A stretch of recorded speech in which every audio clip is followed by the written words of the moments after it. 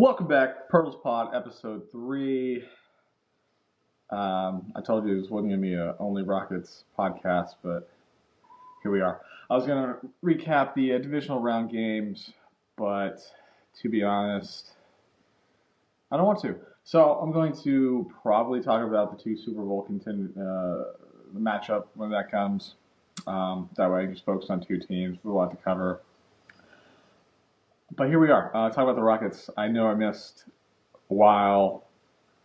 Didn't watch any of their road games where they are not good. Honestly, I was on vacation and just didn't catch any of them. You know, I was box score watching, but you don't want to listen to somebody that does that. So we're just going to talk about the two previous home games. We'll touch on their home and road records because it's a drastic difference. But that's about it. And then we're going to talk about the upcoming game against the Blazers. So, yeah, we'll start. We're mostly going to focus on the win against the Jazz, primarily because second night of a back-to-back again against Boston, and I don't think the game was ever in doubt, even though it really wasn't a huge loss. The game it was a weird game. But we'll touch on that. There's some good performances, some bad defensive performances, but we'll touch on that. There's some good stuff to take from that long run. But first off, we'll talk about the 127-126 overtime win versus the Jazz. This is the Rockets' first overtime win of the season. They had lost their previous three. Toyota Center was rocking late in the game. It looked like it was going to be a little lopsided early. They came off hot, 8 of 19 from 3 in the first half. Ended up only taking a 61-54 lead into halftime. But it felt like a pretty controlled lead. And they lost the lead in the third quarter. I do not remember the score, but I knew going into the fourth quarter there was a lot less hope there. But good performances. Jabari Smith Jr. with 24 points, 10 rebounds, 4 from 8 from the three-point line. When he's hot, when he's in a rhythm, when he's feeling it, really, really exciting to see. Makes the whole team, everything flows better. He's 6'10", 6'11", something like that. And, he can shoot over people. And really easy to make the offense have that stretching spacing on the floor that most of this team doesn't have when you're not playing Cam Whitmore and such. Sorry. Speaking of Cam Whitmore, we're touching him real quick. Came off the bench, played 26 minutes, closed the game in the fourth quarter and overtime. Was over Jalen Green. So Jalen Green was benched again in the fourth quarter, which I feel like, I don't have the stat for this, but might be, I feel like it's like 50-50 whether he plays the fourth quarter or not. Great game, 17 points. Really showed that he can blow. Really showed that he adds shooting. He's physical, can attack the rim. Him and LP are already creating a good connection. I think he can really fill that KJ Martin role as far as when he cuts and finds open spaces on the floor like that I feel like LP has missed this year. And yeah, great game for him. Really showed that he could belong, which led to him starting in the game versus the Celtics when the Rockets were missing Fred VanVleet, Jeff Green, Jabari Smith, who rolled his ankle late in that overtime win. But yeah, he started. Did not play well against the Celtics, but I digress. LP had 37, 14 rebounds, and 6 assists, and 8 of those were on the offensive side of the rebounds. He tied his career high with 37. Great game. Was really efficient. Really controlled the game. Didn't matter, who they threw at him, what kind of defensive schemes they're throwing at him. Obviously, tied his career high. He hit 2 clutch free throws in the fourth quarter to help tie the game to send it to overtime, and then he missed 2 free throws in overtime to at least make it less dramatic as far as the loss. Ended up winning by 1. Could have been up 3 going into that final possession, or at least up 2. And also, I was cheering for him to beat his career high because I knew it was 37, and he did not get it. So, anyway, good game for LP. Ferdinand Fleet, like I said, fouled out in the fourth quarter there. 18-5-7, which you look at it, it's not bad. It's not a bad stat line. It's about what you expect from him. But the big thing is he was 8 of 19 for shooting, or from 8 of 19 from the field. I've said some weird things already today. 8 of 19 from the field. Jalen Green was 3 for 12 with 7 points.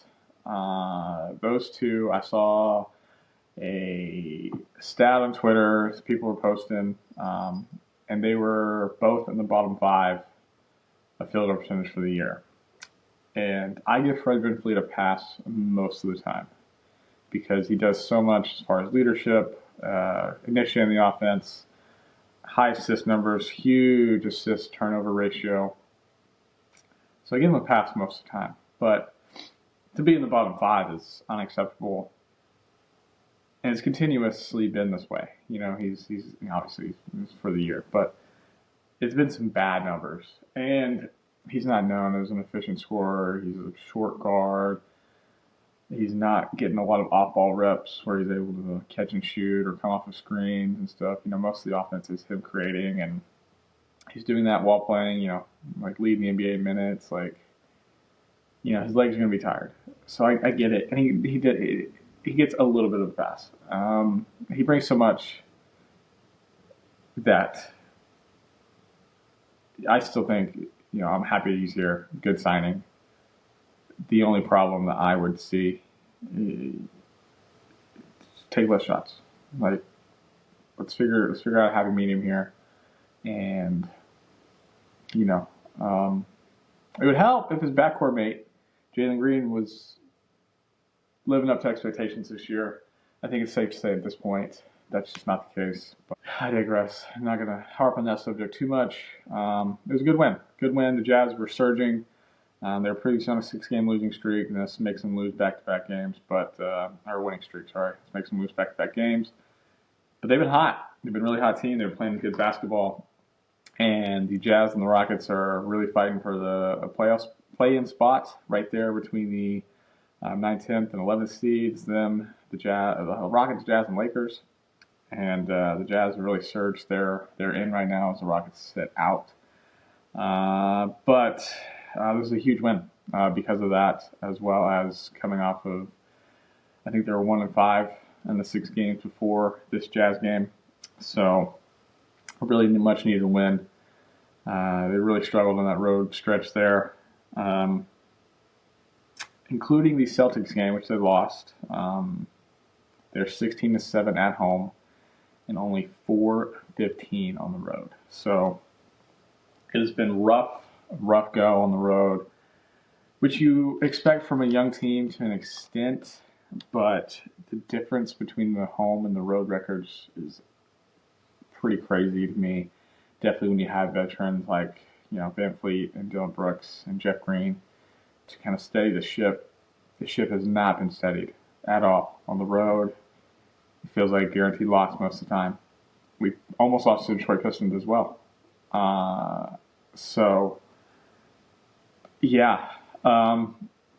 Road is not good. This is not one of the, it's not good. We're just going to leave it at that. We're going to go back to the game here.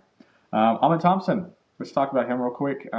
First off, he had 6 points, 8 boards, 2 steals, and 2 blocks. And his defense was phenomenal. Really in both these games, both versus the Jazz and the Celtics. He also got the start versus the Celtics. Defense was phenomenal. He was able to switch. He has huge switchability with his size, with his athleticism. And he had basically a game-saving block there late in overtime. I believe after Jambari hit the go-ahead free throws, Colin Sexton was driving down, hit a little up, got his defender in the air, and Amen Thompson came over. Huge game-saving block. I was going to put them up. Huge game-saving block. Such a smart player. He's very high basketball IQ, and you can really see that in his performance also against the Celtics, his first start of his career. We'll get to that here in a second. In overtime, the only concerning thing was non-concerning, good, positive first. We'll start there. Fred VanVleet, like I said, did foul out late in that fourth quarter, which led Jalen Green to come back in. We won the game without Fred VanVleet on the floor. We played a whole over. First off, we finished the fourth quarter, got it to overtime, and then won a close game without Fred VanVleet on the floor. I think that speaks volumes for just the grit and determination of this team. And, maybe we're not fully dead in the water without Fred. It didn't look great at times, but they got the W, pulled it out. But like I was saying, the kind of negative, maybe it's positive because you look at it and Alp dominated the overtime period. Him and Jabari were the only two Rockets to score. Alp had 7 points, Jabari had 5, and that got them the win. The only two Rockets to score in the entire overtime period. So take that as you may. Cam Whitmore played such a good game up to that point. I kind of low-key expected him to do something crazy in the overtime period. He made some questionable decisions and kept taking weird shots.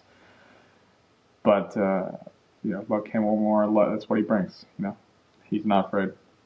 Sorry, I got my stats down here. So I did sticky notes. They're all over the table now.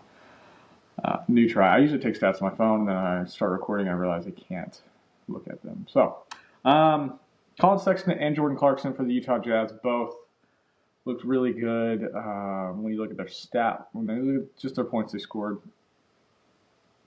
Sexton with 28 on 11 and 27 shooting.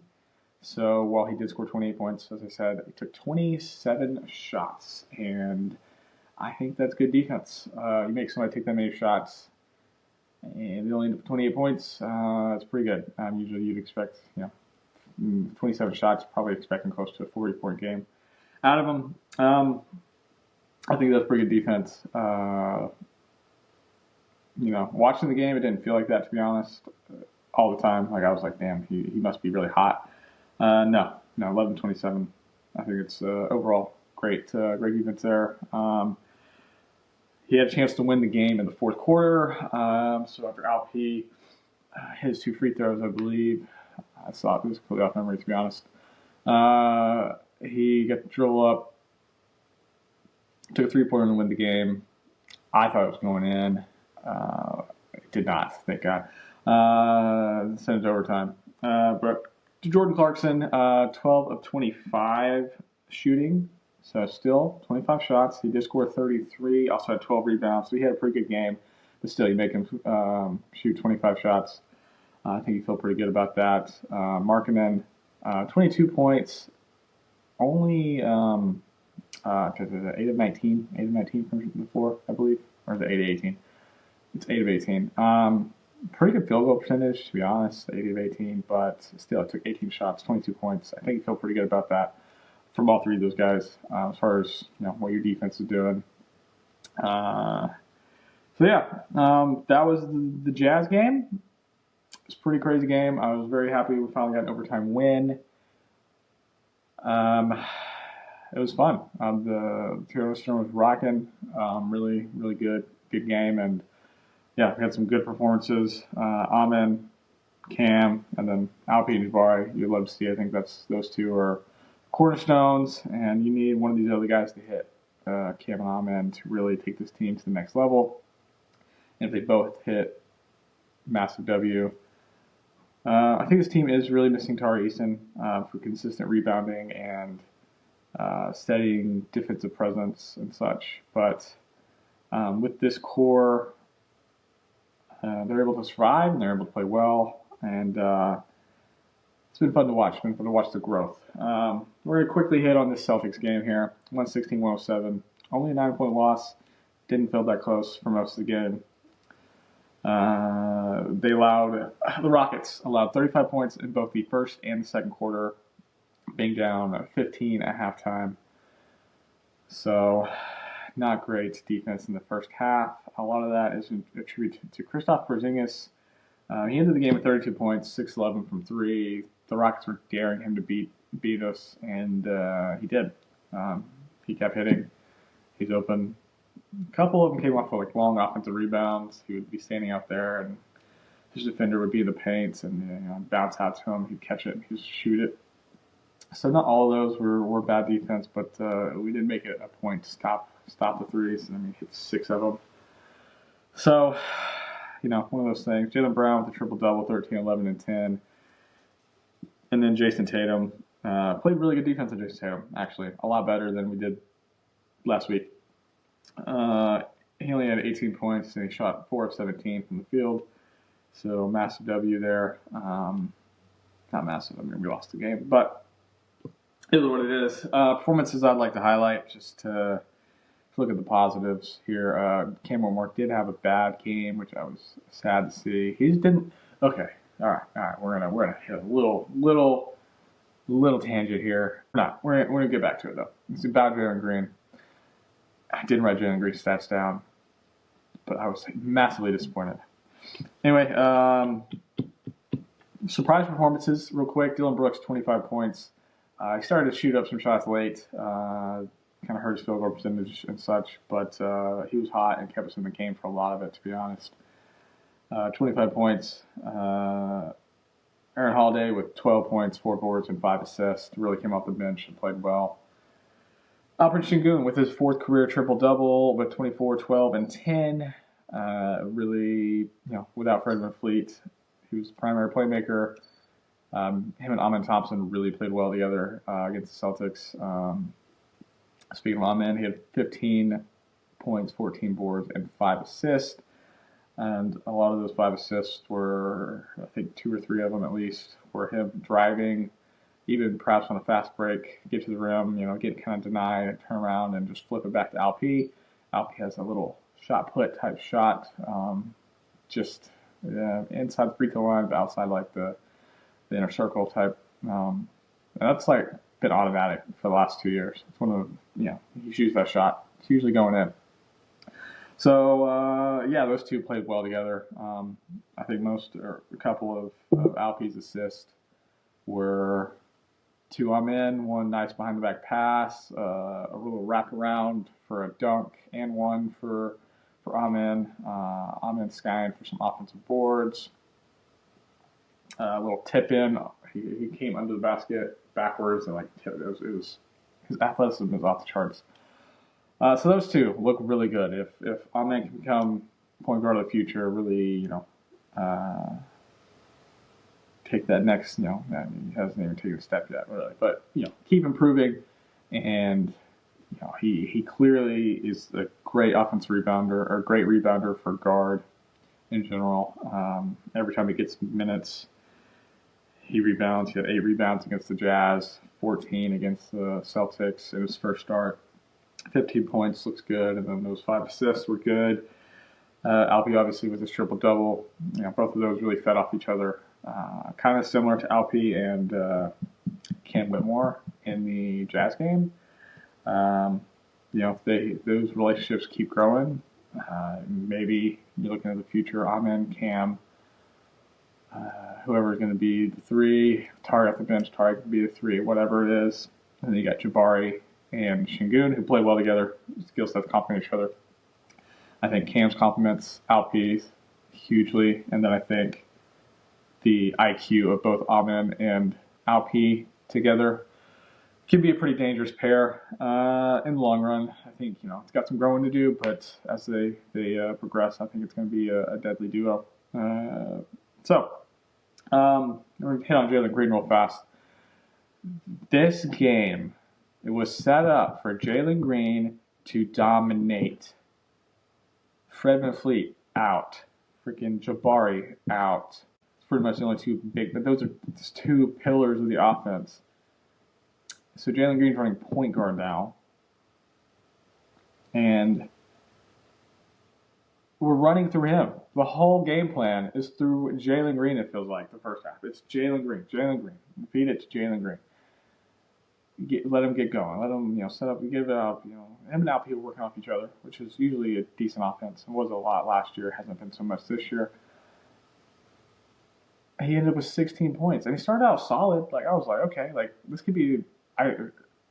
Admittedly, I didn't fully know that Ferdinand Fleet was going to be out and such. Um, and while I was watching the Jazz game, I told my buddy, I was like, I'm taking the under on Jalen Green tomorrow. I don't care what it is. They can set it up whatever they want to. I'm taking the under because I'm tired of watching it. All right, I like sports bet. And then I find out I did. I just did it. I woke up the next morning, didn't look at anything. I took Alp over assists, Jalen Green under points, and Christopher Porzingis over threes. So I hit the bet, but once I learned, I saw on Twitter later that day and such that Fred Fleet's out and such, I was like, Jalen Green's gonna go for 30, and the offense was set up for him to go for 30, and he went for 16, and he was off to a good start, and it was set up for, and he couldn't do it. He couldn't do it. The offense was for him. Everybody talks about Jalen Green and Fred Fleet can't. This is a full on. Did I turn my mic off? This is a full on tangent at this point. I don't care. I'm tired of watching it. I'm tired of it. And I'm cheering for Jalen Green. If Jalen Green succeeds, his team is better. Although I think with the size and everything that Cam brings, I think Cam is the future. But I think Jalen Green off the bench as just a complete scoring six-man, that's great. That's great for him. I don't care that he's the number 2 pick. I don't care that everybody's like, oh, I'm not holding to that standard anymore. I just want him to be a scorer. He just can't do it right now. He just can't. All right, I'm done. I'm done on my tangent. I'm looking forward to the Blazers game. We're at home again. Blazers kind of suck. They did just last night lose on a late Jalen Williams shot from the Oklahoma City Thunder. Just sunk them. I know there's this is recorded the day of. Sorry, I'm late getting to it. But so they are coming off a road back-to-back here. And they're filing an appeal because they're supposed to call timeout, or the coach is calling timeout before the double dribble happened, whatever. The appeal's not going to get accepted, doesn't matter. But the point is, coming off of a tough, heartbreaking loss, well, they are rebuilding and they're not very good. They do have some good players. Malcolm Brogdon. I kind of wanted the Rockets to sign Malcolm Brogdon in the offseason or get him. I trade for him. Didn't work. But yeah, I think this should be a good win. We need it massively. We're half game behind the Jazz. And yeah, we need this one. We got to win at this point to get in the play-in. We're going to have to win the games that we need to win, or that we're supposed to win. And we're going to have to win some road games. But if we don't, we're really going to have to win a lot of home games. And yeah, so I think this should be a good win for the Rockets. My prediction is, probably nice little 8 to 10 point win. Nothing crazy, no blowout. I think they take care of business. I think everybody's back in. Jalen Green is sick. I've seen those reports. Don't know. I think he's going to end up playing. But if he doesn't, I'm not mad at it. I would love to see some Cam Whitmore starting alongside this group. Hopefully, I don't know why they're starting anybody else, but that'd be solid. Yeah, so it's exciting. Let's get to some picks. I'm gonna tell you my Rockets, my slip for the night off of Underdog. So let me pull that up real quick. All right, I'm back with my picks here. If you want to take the Jalen Green under points, don't hate that. Also love the Alp 4.5 assists. If Alp is at 4.5 assists, you take the over every time. I don't care. For some reason it's been that low a lot. He did struggle for a little bit where he didn't hit, but he's hit a lot, and that is my wagon. Anytime it's 4.5, or it's been 4 sometimes, taking the over. It's been as high as 6 some games. If it's at 4.5, you take the over. Like Jabari Smith, 1.5 threes, like the over on that. Also, big hater on Jalen Green, but he looks like he's going to play. He's only at 7 rebounds and assists. For all the things that he has struggled with, rebounds and assists have been solid for him. That's consistently been a play for me this year that's hit. So love that. As far as the Blazers, Anthony Simons at 19.5 points looks pretty solid. We tend to give up big games to guards lately. and also DeAndre Ayton, 10 points. I think he probably has a good chance to hit that. So yeah, those are my picks. Do with those what you may. I don't recommend necessarily always doing like same game like this. Usually I don't do that unless I'm going to the game, which I am obviously. So, but as if you're trying to add a few to a slip or something, Alpi assist, Jalen Green rebounds and assists. Sparks Smith Jr. 1.5 threes. He hits that at home consistently. He's terrible on the road, so it still gets set at 1.5, but it's good at home. If it's on the road, don't take it. If you ever see it at home, it's a decent bet. All right, that's going to be it for me. Thanks for listening. Thanks for watching.